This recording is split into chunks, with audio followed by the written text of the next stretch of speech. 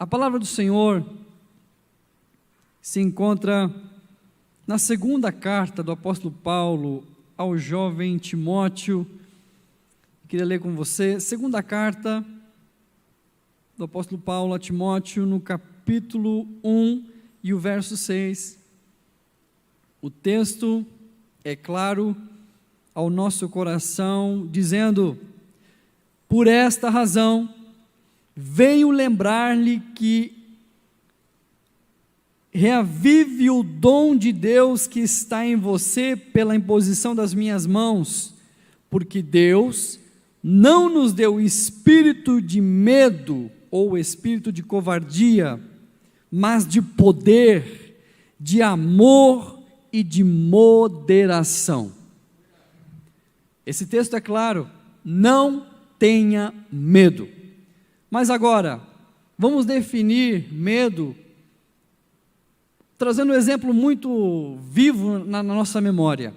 Você, quem sabe, já viu, quem sabe num filme ou uma série de TV, algo semelhante, como se uma pessoa estivesse numa plataforma de metrô ou de trem, e ela fica desapercebida, quando de repente ela tropeça, cai diante daqueles trilhos, e quando de repente vem aquela luz, ou aquela buzina, daquele trem, daquele metrô em alta velocidade, e não tem chance para aquela pessoa sobreviver, se aquele metrô viesse de encontro com ela.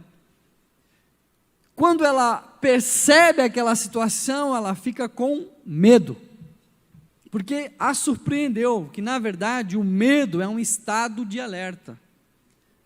Ou você acha que os policiais, quando fazem o patrulhamento das nossas ruas, da nossa cidade, não sentem medo? Na verdade, precisamos redefinir o medo, porque o medo é um estado de alerta. Mas a linha que muda o sentido do medo e torna o pânico é tão tênue que, se nós não dermos a devida atenção, nós podemos estar em pânico e achando que estamos em estado de alerta. Volte à imagem da pessoa que caiu nos trilhos. Ela é surpreendida por aquela luz, aquela buzina, e ela para. Ela fica paralisada. Agora já não é mais medo, porque se fosse medo, ela conseguiria fazer um rolamento para um dos lados, quem sabe escapar. Mas se ela para e fica sem ação, de repente vem aquele senhor, uma outra pessoa, e pega aquela pessoa pela mão e traz para perto. Aquela pessoa tinha tempo e energia e quem sabe condições de sair. Mas o medo, que era um estado de alerta, ela ouviu a buzina, ela ouviu aquela nuvem, se transformou em pânico. E o pânico é a incapacidade de ação. Agora aquela pessoa está paralisada, ela está refém a uma circunstância. Mas alguém chegou, de repente, pegou pela mão, pegou na sua roupa e a salvou. Assim somos nós no nosso dia a dia. Às vezes, vivemos situações e circunstâncias surpreendidas pelo medo, e o medo, quando ainda é um estado de alerta, pode ser saudável. Mas há circunstâncias que chegam diante de nós, que nós paralisamos e ficamos sem reação. O texto que nós lemos foi claro quando o apóstolo Paulo escreve a esse jovem que agora era seu companheiro de viagem, seu companheiro de ministério, que agora chega a uma situação em que ele vai liderar um grupo de pessoas. Ele diz: Timóteo, reaviva o dom que está em você, reaviva aquilo que Deus delegou a você como autoridade, poder e ousadia. Lembra, Timóteo, quando eu impus as mãos sobre você e você foi revestido? Timóteo, Deus não te deu espírito de medo. Algumas traduções, espírito de covardia. Não fique refém, Timóteo, das circunstâncias que irão te surpreender. Meu irmão, minha irmã, não fique refém das circunstâncias. Ter medo, estado de alerta é uma coisa, mas ficar paralisado e sem reação não é saudável para a nossa vida. Nós devemos estar com os olhos atentos em estado de alerta, mas cuidar para não sermos cegados pelas circunstâncias e sermos então mais uma vítima. Houve uma instituição que fez uma pesquisa no Brasil. Essa pesquisa era qual eram os maiores medos. Eles dividiram em duas faixas etárias. O medo da parte da sociedade acima de 50 anos, pasmem, mas em primeiro lugar, com 25%, é que as pessoas disseram que têm um medo de ficarem feias. Pasmem, mas está no primeiro colocado. Ou também está ali no adendo, medo de envelhecer, de ver a vida passar, envelhecer, medo da velhice. E com 25% dessa estatística, com 20% também tem medo de ficar sem dinheiro, de uma má administração, de uma situação que atome a sua estabilidade financeira. Com 18%, o medo da solidão.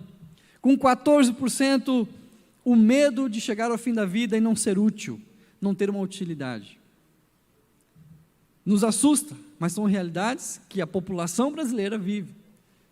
A mesma pesquisa aponta que 26,7% dos jovens agora têm medo de doenças, medo de uma circunstância que possa os surpreender com uma doença.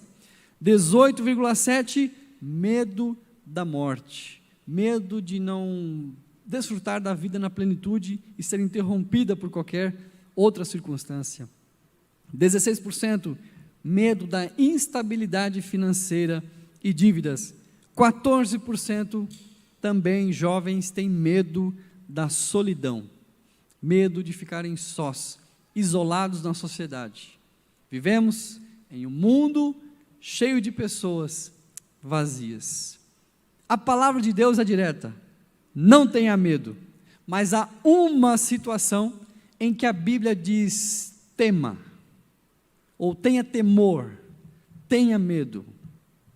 O texto que nos traz essa clareza, essa informação, encontra-se em Mateus, no capítulo 10, a partir do verso 26, o texto diz assim: portanto, não tenham medo deles, ou seja, dos homens. Ele estava dirigindo essa palavra aos discípulos, pois não há nada encoberto que não venha a ser revelado, nem oculto que não venha a ser conhecido.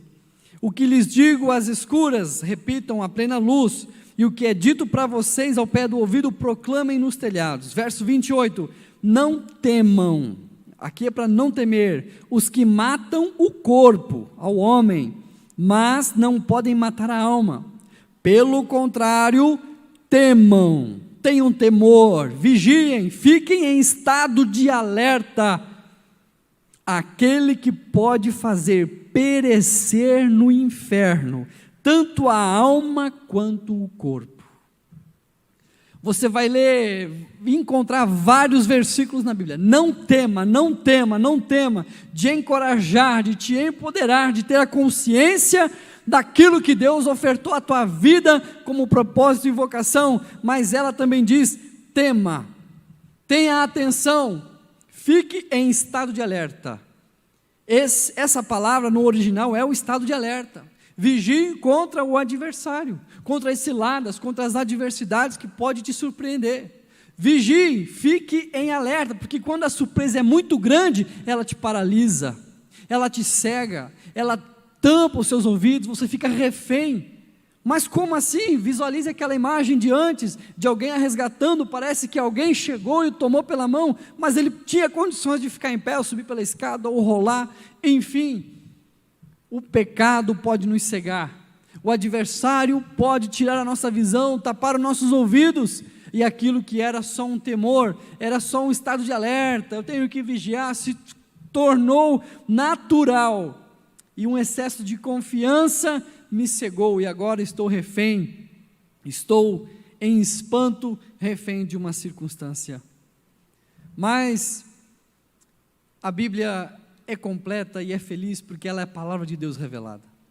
Ela diz: tenha ânimo, vai para frente, empunhe as armaduras, se levante, não tenha medo, eu sou contigo. Mas quando adverte para ter medo ou para ficar em alerta, é contra o adversário. Devemos estar atentos, sempre prontos, vigilantes com aquele que te pode fazer perecer não só a alma, mas o corpo no inferno, o adversário. Esse temos que estar vigilantes, porque ele pode nos cegar. Mas agora eu já sei que a palavra de Deus, mediante a qualquer circunstância, a qualquer situação, ela se posiciona dizendo da minha vocação, do meu propósito, que eu devo me impor. E ela me alerta com o que eu devo temer, com o que eu devo estar atento, com as tentações, contra os pecados. Mas agora, de que forma eu vou me blindar? De que forma eu vou me revestir para não ser cegado pelo adversário, ser surpreendido pelo adversário? A Bíblia é muito clara e nos traz essa verdade, nós já vamos ver. Mas eu lembro de um testemunho de um pastor da Idade Média, foi mártir, e dizendo ao seu companheiro, antes de entregar a sua vida pelo propósito da vocação, disse a mesma palavra em que nós lemos: não tema, porque eles podem até tirar a nossa vida, mas não pode fazer nenhum mal a nós. A vida física, a vida terrena, ela é comparada à eternidade, ao propósito que Deus colocou na nossa vida, na nossa existência, tão em segundo plano, tão incomparável àquilo que é a vida eterna, a eternidade que Deus confiou a nós. Essa confiança e essa convicção só tem quem conhece verdadeiramente o amor de Jesus. Só tem essa convicção de que eu posso passar qualquer circunstância ou estar diante da morte, em que mesmo a morte não vai atrapalhar a minha vida, porque isso não vai me causar mal, porque a minha vida eterna, a minha alma, está delineada pelos propósitos de Deus na minha existência. Isso não me abala. Quer tirar a minha vida, quer tirar a minha própria vida, mas você não tem autoridade sobre o propósito dela.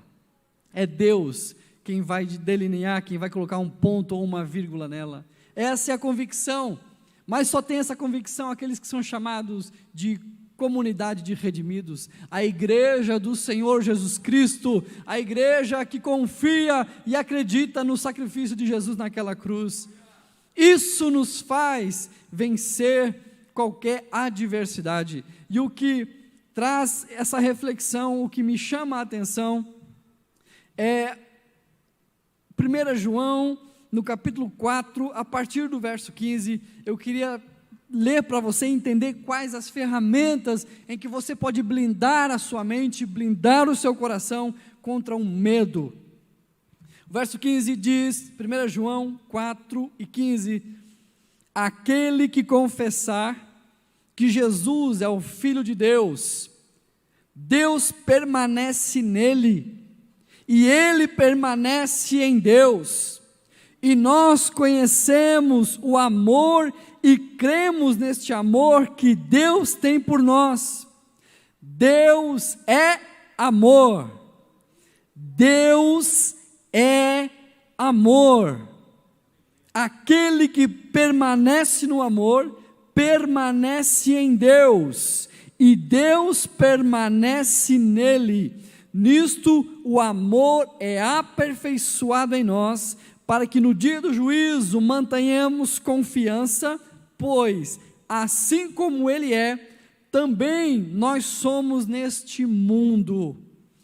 No amor não existe medo, no amor não existe espanto, pelo contrário, o perfeito amor lança fora o medo, porque o medo envolve castigo, e quem teme não é aperfeiçoado no amor. Aleluia! O verdadeiro amor afasta, tira o medo, tira a situação em que você fica pasmo, paralisado por aquela circunstância. Quando você reaviva na sua mente, reaviva os dons de Deus, assim como Paulo exorta a Timóteo, reaviva a tua vocação, diariamente, Timóteo, lembre quem é você em Deus.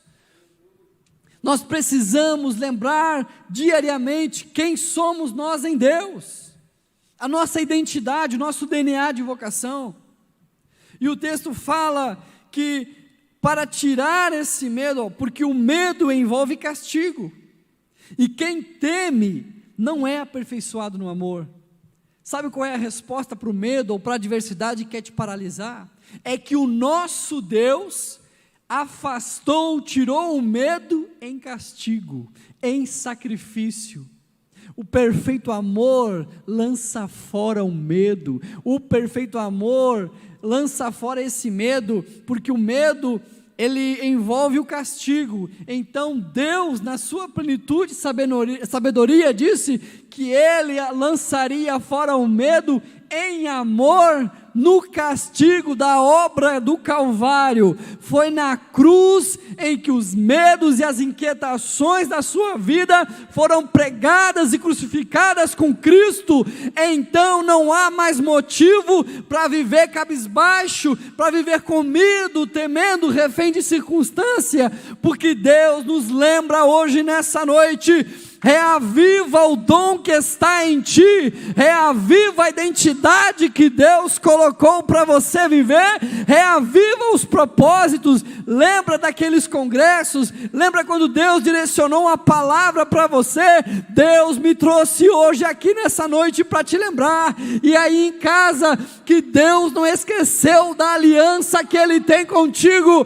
Deus não esqueceu de você, e Ele está te lembrando: reaviva o dom que há em ti, reanime-se, lembre-se de quem é você em Deus, porque sem essa ferramenta ficará pasmo as circunstâncias que te surpreenderão. A modernidade nos pega como refém diariamente. Basta pegar o celular e é um clique, uma notícia te torna refém. Uma notícia te apreende, uma circunstância te surpreende, você fica paralisado. Mas nós, como guerreiros valentes, como a igreja, agora temos o capacete da salvação. Você entende que a batalha espiritual, o maior campo de atuação é na mente. Você entende que ele até pode ser material, e isso existe, isso acontece, mas ele começa aqui. Ele quer dominar a sua mente, os seus pensamentos, fazendo-o pensar menos de si, fazendo pensar que você não consegue, fazendo pensar que você não alcança, que não tem metas e não tem objetivos, pois a tua vida não vale mais nada. O maior dos medos, além da solidão, é de perder a vida, ou de ser inútil a ela, ou ela passar e perceber sem sentido. Esse medo não deve permear o coração da igreja comprada, lavada e remida do amor encarnado, que através do castigo foi crucificado. E esse perfeito amor que é Deus diz pela sua palavra que o perfeito amor lança fora o medo. Por isso eu te digo: não temas, não temas, não tenha medo, indiferente à circunstância. Estamos numa pandemia, não queremos minimizar a situação da saúde no nosso país, no nosso estado, na nossa cidade. Realmente devemos ter cuidado, devemos vigiar, estar atento aos procedimentos, mas há pessoas que estão aprisionadas nisso, ficam entrancafiadas dentro do seu quarto, mesmo que depois já liberou, para ele poder sair, ir a um parque, participar de um culto, participar de uma atividade física. Aquela pessoa está paranoica, aprisionada, com sua mente blindada, com medo de tudo, o medo da vida, o medo do vírus, o medo da instabilidade financeira, o medo. Nós, como igreja, devemos regozijar no Senhor, estar sempre alerta. A Bíblia diz, atenção, isso é espírito de alerta, estado de alerta. É o que o policial encontra-se nas ruas, ele está andando, é aquele medo, ou seja, é o estado de alerta. Qualquer situação pode vier de uma viela, de uma circunstância, é o estado de alerta, é estar em vigilante, mas não se tornar refém. Em nome de Jesus, seja livre de tudo que cativa a sua mente, de tudo que aprisiona a sua vida, tentando te fazer pensar que você não tem mais jeito e não tem mais sentido. Nós devemos viver essa vida em plenitude. E por isso, diante de um desafio que o apóstolo Paulo sabia que Timóteo ia enfrentar, vai ter adversidades, meu amigo. Vai ter situações que vão te surpreender. Vai ter oposição. Mas ei, Timóteo, reaviva o dom que Deus te deu. Timóteo, lembra quem é você em Deus. Lembra quem te ordenou, quem te consagrou. Timóteo, não seja refém de circunstância, não seja refém da adversidade. Se levanta, ponte em pé, empunha a armadura. Lembra de quem é você em Deus. Lembre-se de quem é você em Deus, qual é a tua identidade. Você tem uma funcionalidade no reino, você tem uma atuação nesse reino, e se você não ser atuante, se você não frutificar nesse reino, será mais um refém do espanto, mais um refém do medo, que pode te aprisionar e te levar cativo. Oxalá Deus nos permita, quando se paralisarmos numa situação, a mão amiga nos resgate dos trilhos da vida. Alguém, Deus levanta e diz, dá aqui a sua mão, ou te toma com ousadia e te puxa, porque às vezes nós ficamos tão cegos, tão paralisados, que não movemos um músculo, não tem mais força, não tem mais ânimo, não consegue progredir, não consegue avançar, porque o medo é um mal que domina o ser. A nossa sociedade hoje vive em pleno medo. Nós como igreja devemos nos posicionar a esse medo, apresentando-se uma comunidade de redimidos, que está em estado de alerta, que se previne, que se cuida, mas está em estado de alerta, ela não é refém a isso. Isso não domina a sua mente, isso não cativa seu coração, não cativa os seus pensamentos, pelo contrário, o que domina a sua mente, o que cativa os seus pensamentos, é a presença de Deus, é aquilo que Deus me deu como identidade, como vocação, como ministério. Esse é o Deus que delineia, que traz propósito, que dá a vida, que dá a causa à existência. Deus tem um propósito na sua vida. Deus tem uma vocação para você, e em nome de Jesus, viva com frutificação e com evidência de frutos, viva dedicando-se à oferta desse propósito, porque se nós não frutificarmos em tempos difíceis, seremos paralisados e mortos pelas circunstâncias que o medo nos traz. Devemos nos blindar e temer, estar sempre alerta com o adversário.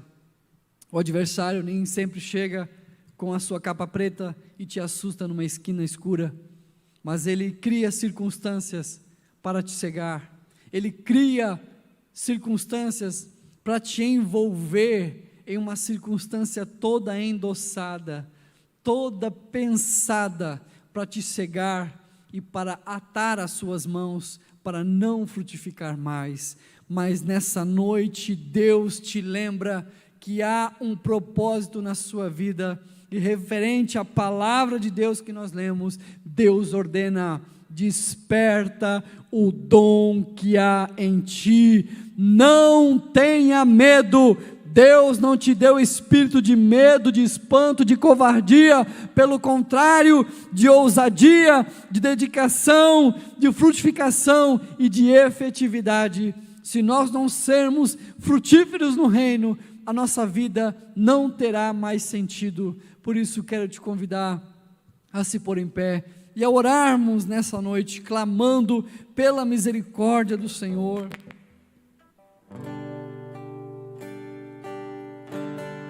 Vamos clamar para que Deus blinde a nossa mente com esse capacete da salvação, que nos faz lembrar da obra de Cristo, que nos faz lembrar da vocação.